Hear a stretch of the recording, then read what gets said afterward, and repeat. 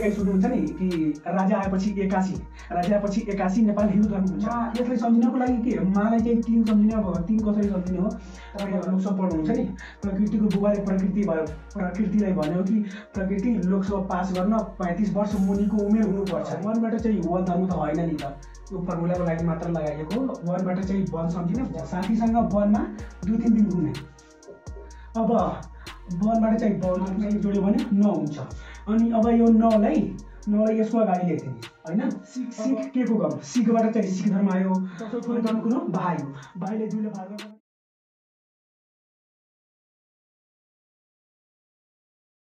नेपालमा प्रचलनमा रहेका 10वटा धर्महरू। साथीहरू, आजको यो भिडियोमा नेपालमा प्रचलनमा रहेका 10वटा धर्महरूको बारेमा चाहिँ कुरा गर्छु। यसको सूत्र रहेको छ, सूत्रबाट सम्झिने है।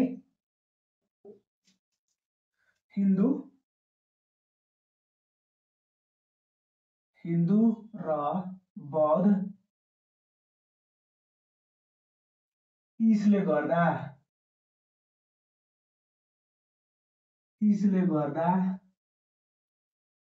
किरात र क्रिश्चियन भए।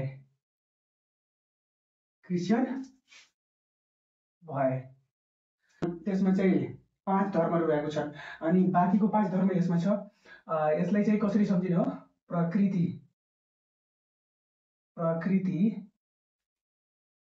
वनमा जनै लगाइरहेको बेला शिव रिसाए।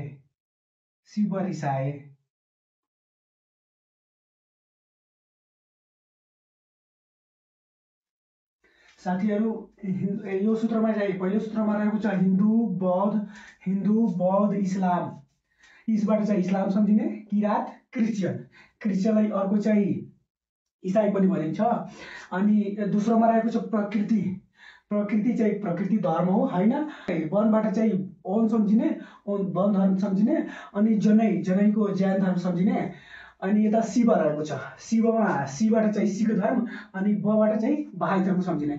अब हिन्दू धर्म कति प्रतिशत रहेको छ, बौद्ध धर्म कति प्रतिशत रहेको छ, यो नेपालमा 10वटा धर्म छ नि, त्यो कति प्रतिशत रहेको छ यसलाई चाहिँ सम्झिन्छ यो भिडियोमा है। पहिलोमा रहेको छ हिन्दू धर्म।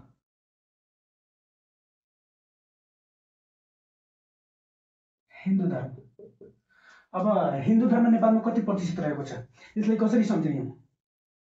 अब कहिलेकाहीँ सुन्नुहुन्छ नि कि राजा आएपछि एकासी नेपाल हिन्दू धर्म हुन्छ अरे। त्यही सम्झिने है, राजा आएपछि एकासी नेपाल हिन्दू धर्म हुन्छ अरे होइन।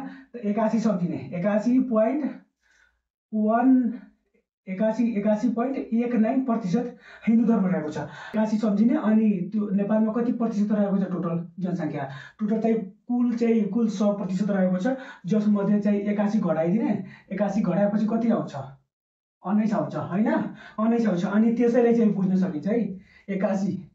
81बाट 81 सम्झिने अनि 19बाट 91% सम्झिने। अनि दोस्रोमा रहेको छ बौद्ध धर्म।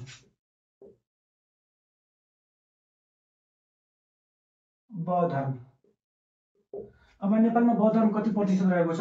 नेपालमा बौद्ध धर्म चाहिँ 8.21% रहेको छ। अब यसलाई सम्झिने कसरी? अब यसलाई सम्झिनको लागि चाहिँ बौद्धलाई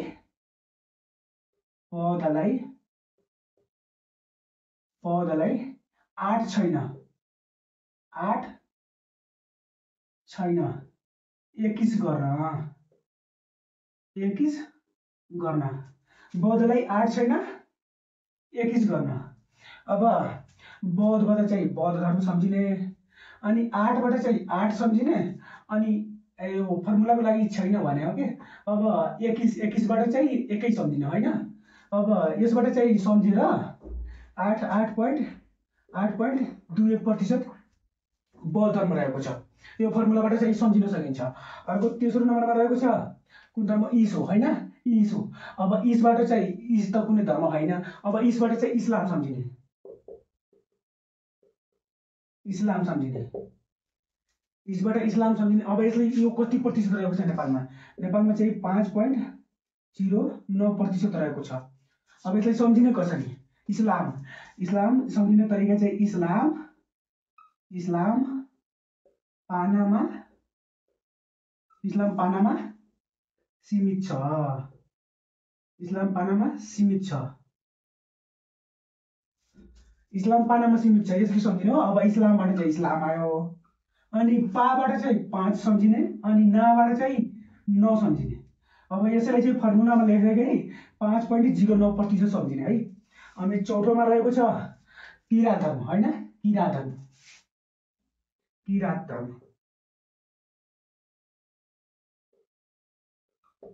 किरात धर्म। अब नेपालमा किरात धर्म कति प्रतिशत रहेको छ? नेपालमा किरात धर्म चाहिँ 3.17% रहेको छ।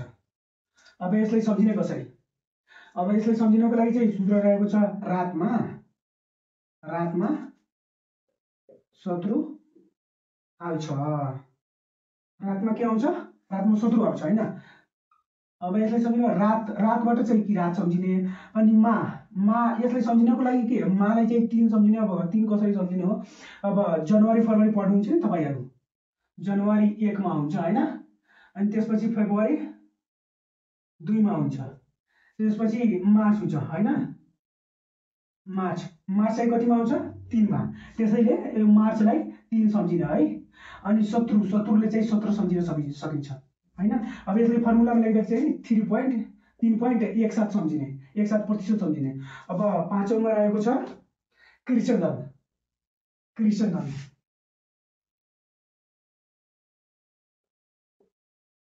क्रिश्चियन धर्म,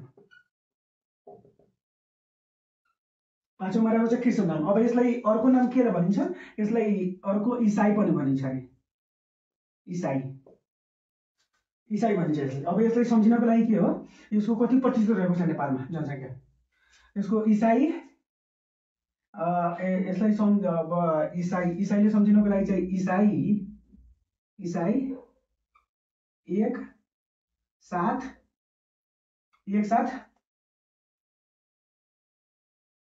ईसाई एक साथ छ। अब ईसाई एक साथ छ, ईसाईबाट चाहिँ क्रिश्चियन भयो, अनि 1 बाट चाहिँ 1 सम्झिने, अनि 7 बाट चाहिँ 7 सम्झिने, अनि 6 बाट चाहिँ 6 सम्झिने। अब यसले फर्मुलामा लेख्दाखेरि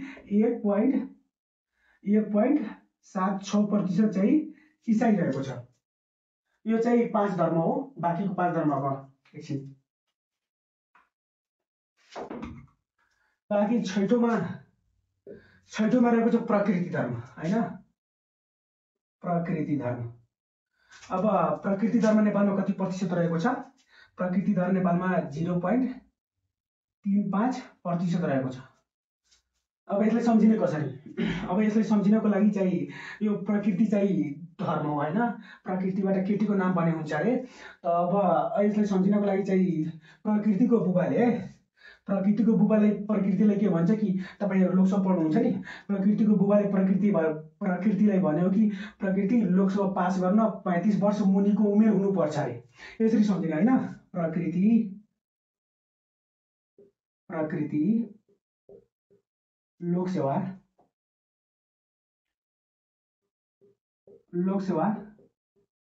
पास गर्न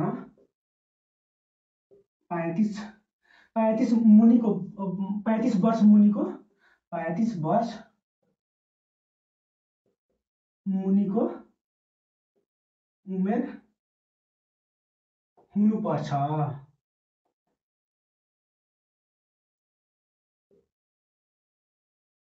यो फर्मुला हो, यसबाट चाहिँ सम्झिन सकिन्छ। प्रकृति लोकसभा पास गर्न 35 वर्ष मुनि उमेर हुनुपर्छ। अब प्रकृति धर्म, प्रकृतिबाट चाहिँ प्रकृति धर्म भयो हैन, अनि 35 वर्ष 0.35% चाहिँ सम्झिने। अर्को रहेको छ 7 मा रहेको छ वन, 7 मा वन हो त भनेको, यसलाई वन, यो बौद्ध धर्म हैन, बौद्ध धर्म, अब 1 बाट चाहिँ वन धर्म त होइन नि त, यो फर्मुलाको लागि मात्र लगाइएको हो।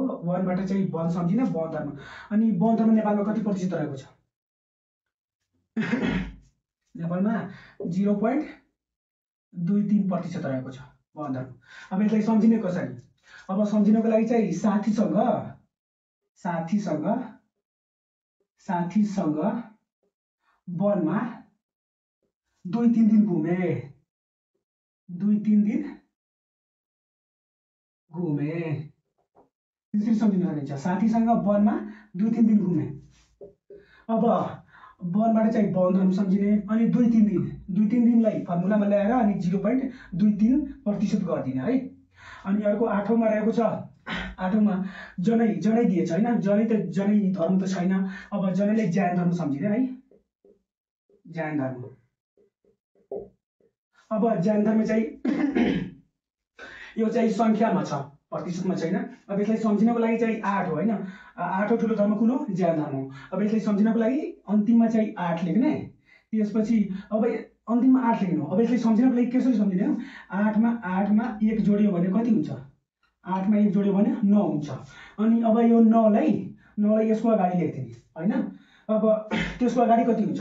फेरि अब यसलाई 9 लाई के गरिदिने? 9 लाई चाहिँ रुट गर्दा कति हुन्छ? 3 हुन्छ। 3 हुँदैन? 3 हुन्छ। अनि त्यसलाई त्यो 3 लाई चाहिँ अगाडि लेख्दिने। अब त्यसको अगाडि कति हुन्छ? अब पहिला चाहिँ 8 मा चाहिँ 1 जोडियो अरे, अब 3 मा चाहिँ 1 घटाइदिने, 2 हुन्छ।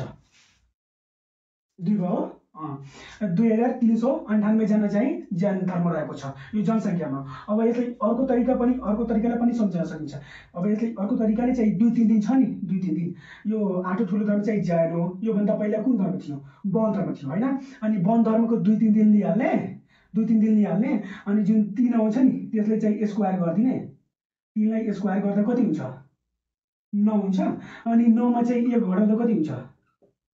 8 हुन्छ। यसरी पनि सम्झिन सकिन्छ। अनि त्योबाट सम्झिन सकिन्छ, यसरी पनि सम्झिन सकिन्छ। अब अर्को रहेको छ शिव होइन। त शिव चाहिँ शिवबाट चाहिँ सिख धर्म 9 मा रहेको छ सिख धर्म।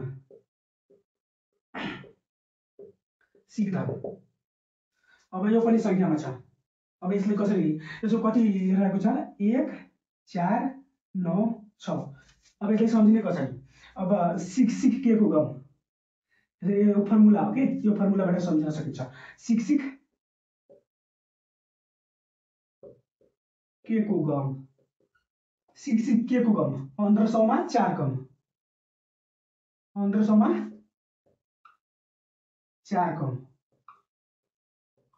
यो फर्मुला हो। यो फर्मुलाबाट चाहिँ सम्झिन सकिन्छ। सिख के को गम, सिखबाट चाहिँ सिख धर्म आयो। अनि 1500 मा 4 कम, 1500 मा 4 घटाउँदा कति हुन्छ? 1496। यति रहेको छ। सिख धर्म चाहिँ 1496 जना रहेको छ। अर्को अन्तिममा रहेको छ, अन्तिम 10 मा चाहिँ ब हो होइन। बबाट चाहिँ बहाई सम्झिने, बहाई धर्म।